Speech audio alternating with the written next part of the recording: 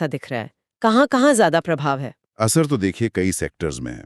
Banking और बीमा सेवाएं वो बुरी तरह प्रभावित हैं। पब्लिक सेक्टर बैंक्स तो हैं ही, कई प्राइवेट बैंकों के कर्मचारी भी हड़ताल पर हैं। एक अनुमान है कि अकेले गुजरात में ही कोई 20,000 कर्मचारी शामिल हैं और पूरे देश में करीब 15,000 करोड़ रुपए के बैंकिंग लेन देन अटक सकते हैं। 15,000 करोड़, ये तो काफी बड़ा असर है।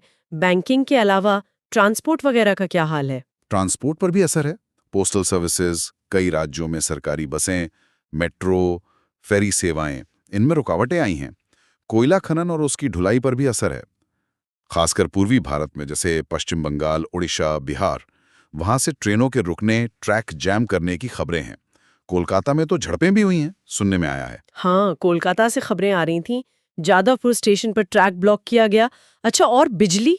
बिजली क्षेत्र के भी करीब 27 लाख कर्मचारी हड़ताल में शामिल बताए जा रहे हैं, तो कुछ जगहों पर बिजली सप्लाई में दिक्कतें आ सकती हैं। और सरकारी दफ्तर, कारखाने?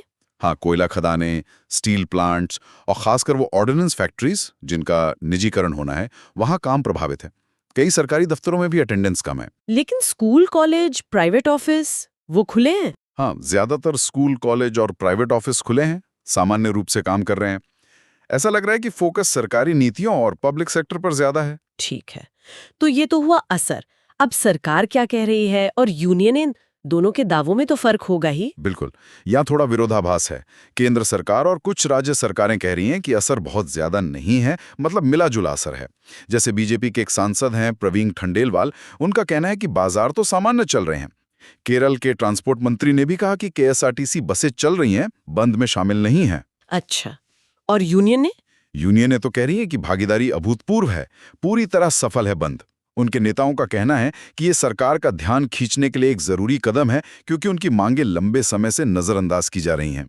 संसद में भी विपक्षी दल जैसे कांग्रेस और इंडिया ब्लॉक वो इस मुद्दे को उठा रहे हैं। तो इस पूरी स्थिति का मतलब आम लोगों के लिए क्या है? उन्हें आज क्या ध्यान रखना चाहिए? जैसा हमने बात की, एक तो बैंकिंग सर्विसेज में देरी हो सकती है। अगर आज कोई ज़रूरी पैसों का लेन देन है तो शायद मुश्किल हो। पब्लिक ट्रांसपोर्ट, खासकर शहरों में या जहां प्रदर्शन ज़्यादा हो रहे हैं, वहां शायद अनियमित हो। तो अगर कहीं जाना है तो थोड़ा पता करके निकलना बेहतर होगा। हाँ, यात्रा करने से पहले चेक कर लेना सही रहेगा। बिल्कुल। लेकिन राहत की बात यह है कि स्कूल और ज़्यादातर प्राइवेट दफ्तर सामान्य हैं। ये समझना जरूरी है। तो कुल मिलाकर ये सिर्फ एक दिन की हड़ताल नहीं लगती। इसके मायने शायद ज्यादा गहरे हैं। निश्चित रूप से ये भारत बंद मतलब श्रमिक और किसान आंदोलनों के इतिहास में एक अहम मोड़ कह सकते हैं इसे।